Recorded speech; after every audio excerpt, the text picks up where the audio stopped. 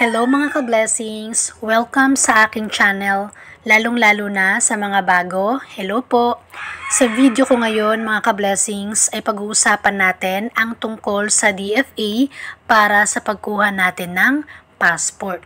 So, sa pagkuha po ng passport, isa sa mga requirements na hinihingi sa atin ni DFA ay yung isang valid ID. At yung valid ID na yon ay dapat napapabilang siya sa primary ID. Ngayon, ang tanong, kung tinatanggap nga ba ang Pag-ibig Loyalty Card, Company ID. So, itong Company ID, ito yung ID mo sa inyong company, sa iyong pinagtatrabahuan. Kung tinatanggap nga rin ba yung PhilHealth ID at saka yung TIN ID sa DFA para sa pagkuha ng passport, ang sagot po ay hindi. Hindi po tinatanggap ni DFA ang TIN ID, ang PhilHealth, ang Company ID at ang Pag-ibig Loyalty Card para sa pagkuha ng passport. Kasi itong mga IDs po na ito ay napapabilang sa secondary IDs. Ito yung mga IDs na medyo madali lang kunin. Ito hindi po nila ito tinatanggap. Kasi nasa secondary, ito sila ay napapabilang sa secondary IDs. So, yung mga IDs na tinatanggap ni DFA ay yung mga IDs na napapabilang sa primary ID. So, ito yung mga listahan ng mga valid IDs na tinatanggap ni DFA para sa pagkuha natin ng passport. Ito sila yung mga IDs and documents na napapabilang sa primary. So, unang-una ang SSS ID, GSIS ID, UMED ID, LTO or Driver's License ID, PRC ID, PhilHealth, National ID, pwede rin yung digital or yung printed national ID lamang nasa papel, pwede rin yun kung wala pa kayong national ID.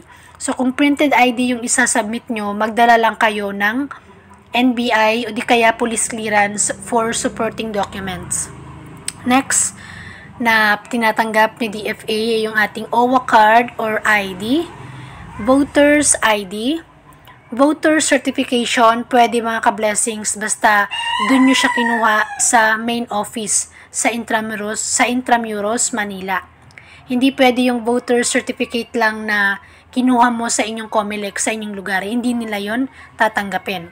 Then, PNP ID, Senior Citizen ID, Airman License, basta in-issue siya August 2016 onwards or pataas. So, kapag July 2016 pababa, hindi na nila yan tatanggapin. Next, Philippine Postal ID, ganun din, dapat in-issue siya November 2016 pataas. Kasi kung October 2016 pababa or pabalik, hindi na nila yan tatanggapin. Seafarers or Seaman's Book, ganun din, dapat in-issue siya February 2020 pataas. January 2020 pababa, hindi na nila yan tatanggapin. Then, ito naman, valid or latest passport for renewal of passport. Para naman sa mag-renew ng passport, hindi nyo na kailangan ng isang valid ID. Ang kailangan nyo na lang ay yung inyong old passport. Then, school ID naman kung meron kayong school ID. Para naman sa mga minor de edad na kukuha ng passport, school ID, isa sa mga requirements kung meron kayong school ID.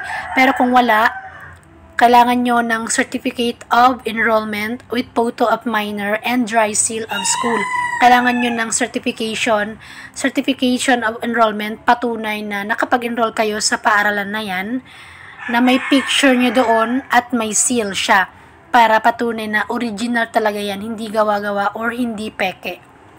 Then, para naman sa mga adult applicants na nag-aaral pa, for sure, meron na yung school ID and ganun din, Certificate of Registration or Certificate of Enrollment, patunay na nakapag-enroll kayo or nag-aaral kayo sa eskwelahan na yan.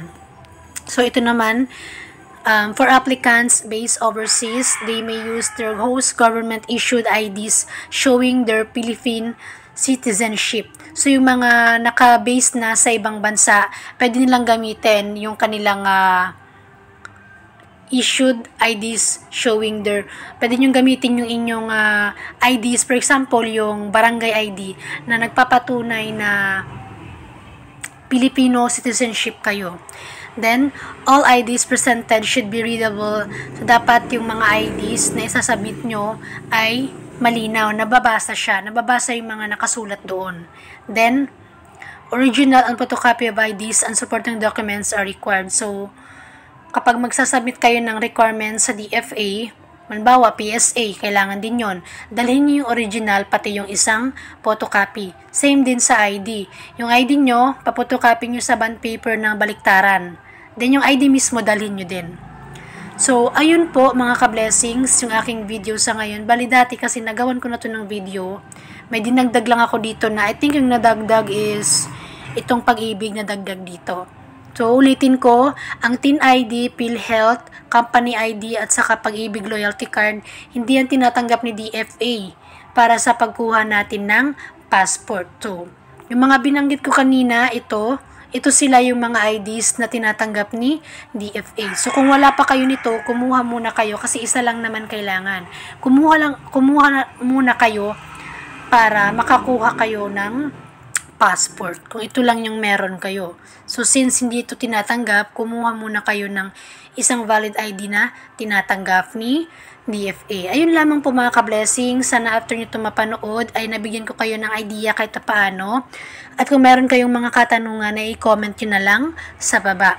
At pa-favor na lang po ako mga ka-blessings na sana po ay huwag nyong kalimutang i-like ang video na ito. Mag-subscribe sa aking YouTube channel. At pakiclick na lang din po ng bell sa gilid para kapag meron akong bagong upload na mga informative videos ay ma-update at ma-notify kayo. Ayun lamang po mga ka-blessings. Maraming salamat po sa panonood. God bless!